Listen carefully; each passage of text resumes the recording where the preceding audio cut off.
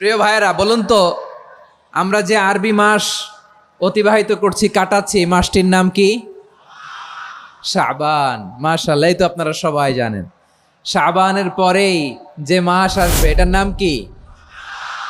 রমাদান যে আসতেছে, আপনাদের ভাল লাগে? হ্যাঁ, রমাদান নাম শুনলেই মুমিন হৃদয়ে বয়ে যায় প্রশান্তির ফল্গু ধারা, ঠিক কিনা?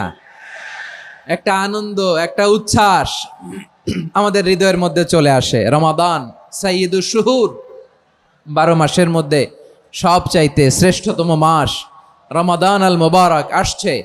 আত্মশুদ্ধির মাস, আত্মসংশোধনের মাস, শুদ্ধাচারের মাস, নিজেকে আলোকিত করবার মাস।